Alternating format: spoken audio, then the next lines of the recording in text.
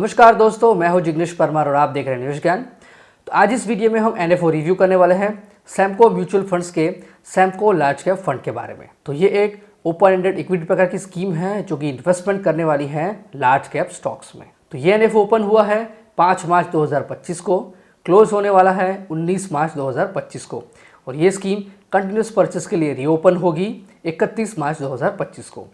तो इस NFO period में इन्वेस्ट करने से आपको 10 रुपये एनएवी के हिसाब से यूनिट्स मिलेंगे। दोस्तों, इस एनएफओ रिव्यू की जानकारी अच्छे से समझने के लिए इस वीडियो को अंत तक देखना बेहद जरूरी है। अगर चैनल सब्सक्राइब नहीं की है तो चैनल को सब्सक्राइब करें और बेल आइकन प्रेस करना बिल्कुल ना भूलें। तो ये शुरू करते हैं। तो दोस्तों, सबसे पहले तो एक लार्ज कैप कैटेगरी का एनएफओ है और लार्ज कैप कैटेगरी का मतलब है कि स्टॉक एक्सचेंज में लिस्टेड टॉप की 100 कंपनीज होती है लार्ज कैप। और ऐसी कंपनीज बहुत बड़ी होती है, वेल एस्टैब्लिश होती है, कई जनरेशन से उसका बिजनेस चालू होता है, मतलब कि भरोसेमंद कंपनी होती है। उनमें इन्वेस्ट करने से ज़्यादा रिस्क नहीं होता, वॉलेटिलिटी भी कम होती है और रिटर्न्स भी मिड कैप और स्मॉल कैप की कंपैरिजन में कम होते हैं। तो अभी लार्ज कैप में इन्वेस्टमेंट क्यों करना चाहिए? तो इसकी खास वजह है अभी चल रहा मार्केट करेक्शन। अभी जो मार्केट करेक्शन है उसकी वजह है फॉरेन इन्वेस्टर्स यानी कि एफआईआईज, मतलब कि फॉरेन इंस्टीट्यूशनल इन्वेस्टर। 2024 में एफआईआईज ने करीब 3 लाख करोड़ जितने रुपए इंडियन स्टॉक मार्केट में से निकाला है और उसमें से बहुत सारा हिस्सा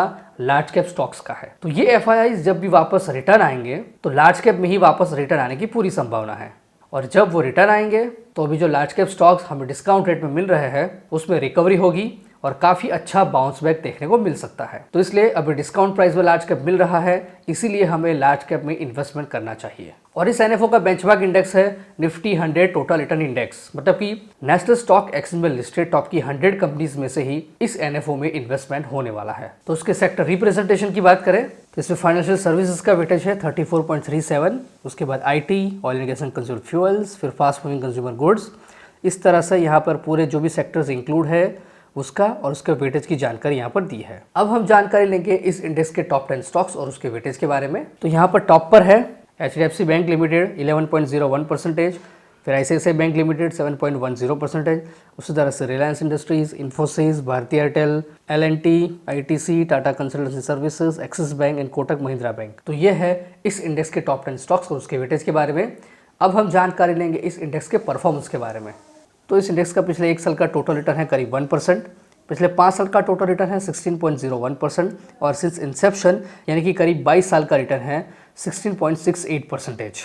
तो मतलब कि ये इंडेक्स लंबे समय में काफ़ी अच्छा रिटर्न दे सकता है। तो अगर आप भी इस एनएफओ में इस इंडेक्स में इन्वेस्टमेंट करेंगे तो कुछ इसी प्रकार का रिटर्न मिलने की पूरी संभावना है। तो आगे बढ़ेंगे हमारे एनएफओ में। तो एसेट एलोकेशन के बारे में बात करेंगे तो यहाँ पर 80 से लेकर 100% तक का इन्वेस्टमेंट हो सकता है लार्ज कैप स्टॉक्स में, 20% तक का इन्वेस्टमेंट हो सकता है अदर इक्विटीज में और debt and money market instruments में, और 10% तक का इन्वेस्टमेंट हो सकता है units of REITs and equities में। अगर आप इस एनएफओ में इन्वेस्टमेंट करना चाहते हैं तो मिनिमम एप्लीकेशन अमाउंट है 5,000 रुपये और 1 रुपये के मल्टीपल्स में। एडिशनल परचेज आप कर सकते हैं 500 रुपये और 1 रुपये के मल्टीपल्स में, और एसआईपी भी आप 500 रुपये से शुरू कर सकते हैं। तो इस एनएफओ में एसआईपी, एसटीपी, एसएलपी भी सारी फैसिलिटीज अवेलेबल है। प्लान एंड ऑप्शन की बात करें तो डायरेक्ट एंड रेगुलर दोनों ही प्लान अवेलेबल है, लेकिन ऑप्शन में सिर्फ ग्रोथ ऑप्शन अवेलेबल है। एग्जिट लोड की बात करें तो यूनिट अलॉटमेंट से 1 साल के अंदर अगर 10% यूनिट को रिडम्पशन या स्विच करते हैं तो कोई भी एग्जिट लोड एप्लीकेबल नहीं है। अगर 10% से ज़्यादा यूनिट्स को रिडम्पशन स्विच किया तो 1% का एग्जिट लोड एप्लीकेबल है, और 12 महीने के बाद कुछ भी रिडम्पशन स्विच करने पर कोई भी एग्जिट लोड एप्लीकेबल नहीं है। पर स्टैम्प ड्यूटी 0.005% एप्लीकेबल है। एक्सपेंस रेशियो में रेगुलर प्लान का शुरुआत का एक्सपेंस रेशियो रहेगा 2.25% तक। जैसे जैसे यूएम बढ़ता जाएगा एक्सपेंस रेशियो कम होता जाएगा। स्कीम का रिस्क है वेरी हाई, तो ये स्कीम 3 साल से ज्यादा टाइम पीरियड के इन्वेस्टमेंट के लिए सूटेबल है। स्कीम का टैक्सेशन रहेगा इक्विटी और स्कीम में कोई भी लॉक इन पीरियड एप्लीकेबल नहीं है। तो दोस्तों, ये थी जानकारी NFO review Samco large cap fund के बारे में। अगर आपको यह एनएफओ रिव्यू पसंद आया है इस वीडियो को लाइक करें, कमेंट करें, शेयर करें।